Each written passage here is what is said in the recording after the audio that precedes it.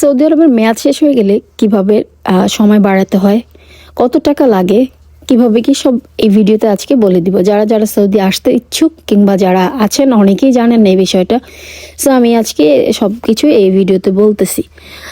তো আমরা বাসা থেকে রওনা দিই 10:30 এরকম, আমাদের যেতে যেতে 12:30 এরকম বেজে যায়। সো আমরা বাহরাইন ব্রিজে ঢুকতেছি আর কি, আমাদের পাসপোর্ট ভিসা সব নিয়েই আমরা চলে আসছি। তো যার কারণে আমাদের কি কি দরকার সব আজকে আমি তোমাদের বলতেছি। ভিডিওটা পুরো সম্পূর্ণ দেখার জন্য সবার কাছে একটা অনুরোধ রইল। সো আমরা এটা বাহরাইন ব্রিজে আর কি ঢোকার টাইম আমাদের এখানে টাকা পে করে আর কি ঢুকতে হবে। সো এই তো আমরা বাহরাইন ব্রিজে ঢুকে যাই। আর এত সুন্দর লাগতেছিল ব্রিজের ইয়াটা, মনে হচ্ছে অনেক উঁচা, বাট খুবই সুন্দর আবহাওয়া ছিল, ভালো লাগতেছিল। সো আমরা ফ্যামিলির আমরা 4 জন ছিলাম, আমরা 4 জন আসছি, আর আমার হাজবেন্ড আসছিল, আমার বাবা আসছিল, আর আমার ছোট বোনের জামাই আসছিল। তো আমরা সবাই আর কি রওনা দিয়ে আমরা চলে আসছি, প্রায় কাছাকাছি আসছি। তো যারা যারা সৌদি আসছেন অবশ্যই জানেন যে 3 মাস পর্যন্ত একটা নর্মালি একটা মেয়াদ থাকে, ভিসার মেয়াদ পুরো 1 বছরই থাকে, বাট 3 মাস পর পর সৌদি সরকারকে টাকা পে করে ডেট বাড়াতে হয়।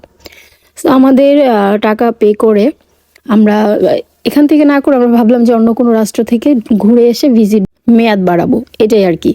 সো আমরা বাহরাইনের উদ্দেশ্যে চলে আসি। তো আমরা চলে আসছি প্রায়, যে লেখাই আছে দেখেন বাহরাইন। সো আমরা এখানে চলে আসছি। তারপরে আমাদের প্রসেসিংটা হচ্ছে, এখান থেকে আমার বাবা আমাদের অন্য কারোর কাছে ছেড়ে দিবে, আমরা তাদের গাড়ি দিয়ে আর কি ভিতরে চলে যাব।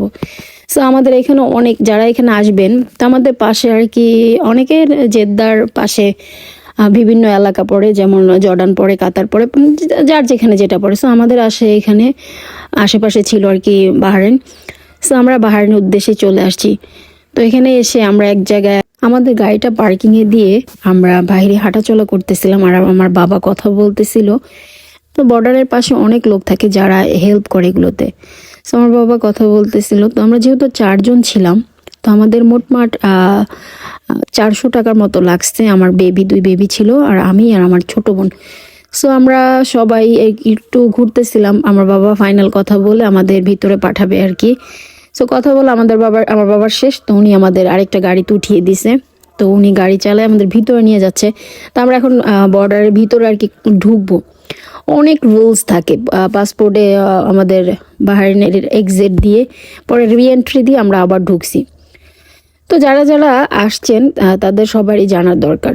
এই যে আমরা এখন ঢুকতেছি, এখন আমাদের পাসপোর্টগুলো চেকিং চলতেছে সবার, আমার ছেলের, আমার বোনের, সবাই ফেস দেখলো, প্লাস প্রসেসিং যা যা করে তাই করতেছে আর কি। এখানে একটা আপু ছিল, উনি সিল মেরে দিছে আমাদের ভিতরে ঢোকার জন্য।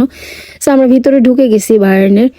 পরে আমাদের সব কাজ করে আমরা এখন এখানে বিভিন্ন স্টেপ থাকে। সো সব কাজগুলো এই যে একটার পর একটি স্টেপে আমাদের পাসপোর্টগুলো দেখতেছিল। পরে আমাদের সব কাজ শেষ করে আমরা আর কি বের হয়ে যাব। এখন এক্সিট দিয়ে দিছে আমাদের। পরে আমরা কিছুক্ষণ ঘুরে আমরা চলে আসছি আর কি। তো যারা যারা সৌদি আসবা তারা 3 মাসের মাথায় আর কি মেয়াদ শেষ, তারপরে তোমাদের 3 মাস পর পর প্রসেসিং হিসেবে বাহরাইন কিংবা যে কোনো রাষ্ট্রের এক এক রাষ্ট্রের এক এক খরচ। তো আমাদের মোটমাট 400 রিয়ালে আমাদের সব হয়ে গেছে। সো অন্য একটা ভিডিও নিয়ে আবার চলে আসবো। সবাই আমার পেজটাকে লাইক অ্যান্ড ফলো দিয়ে রেখো। আল্লাহ হাফেজ।